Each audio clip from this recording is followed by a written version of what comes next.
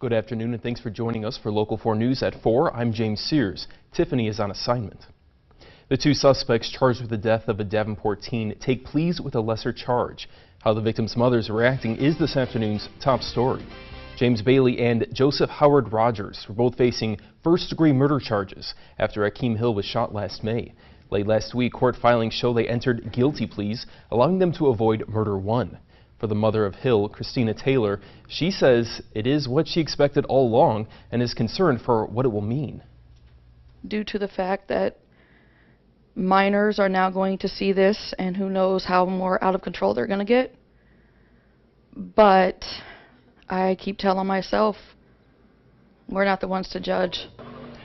Taylor says Hill is remembered for his love of athletics and the impact he had on the lives of others. The sentencing has been scheduled for May 30th.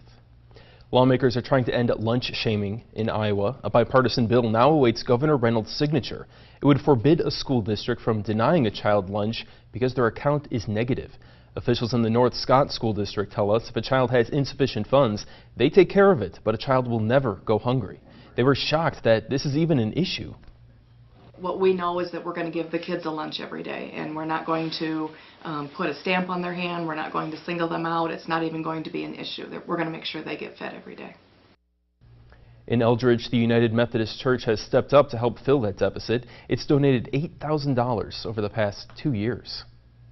Burt Cleaners becomes the latest victim of armed robbery. Moline police were called to the business at the corner of 31st Street and Avenue of the Cities around 7 this morning to reports of an armed robbery. The suspect was described as a white male with blonde hair, between the age of 35 and 45, wearing a gray hooded sweatshirt and gray sweatpants. He was armed with a pair of scissors, demanded money, and fled on foot after the robbery. The suspect has yet to be apprehended. No one was injured. And if you see news happening, forward it to Local 4. Just download the Our Quad Cities app. It's available on Android and Apple devices, and it's free. You can get notifications for breaking news. Also share stories you want to see highlighted right here on Local 4. A hidden child of the Holocaust is sharing her story of survival and message against hate. Marguerite Mishkin spoke to Bettendorf High School students this morning.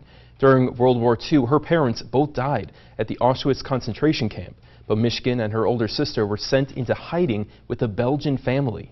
Mishkin says she brings her story to students because the issue of hate she faced growing up still exists in today's society.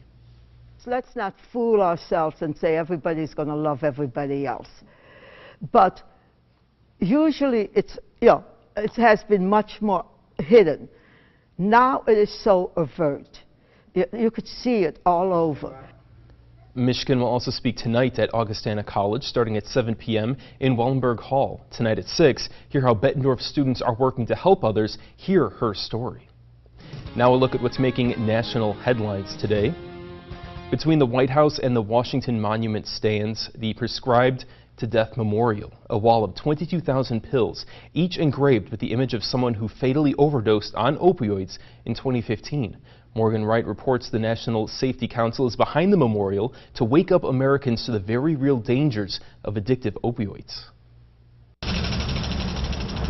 The names of loved ones come and go as a ticker tallies the increase of fatal overdoses from opioids. The opioid crisis is the worst drug crisis in United States history. Maureen Vogel of the National Safety Council says one of the most dangerous drugs today is legal and might be sitting in your medicine cabinet. We are losing 115 people a day to overdoses from opioids.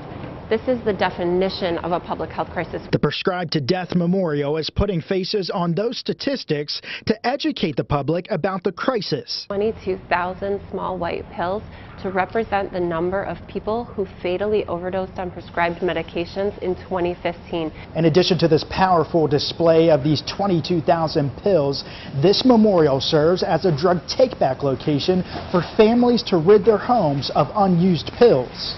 Every single person on this wall represents a life lost far too soon. Vogel says education is critical to help people understand the potential risk of opioids prescriptions. She says to ask your doctor if opioids are the most appropriate way to treat the pain. Reporting in Washington, Morgan Wright. And the National Safety Council says 1 in 4 Americans has been directly impacted by the opioid crisis, but 40% still do not consider it to be a threat to their family.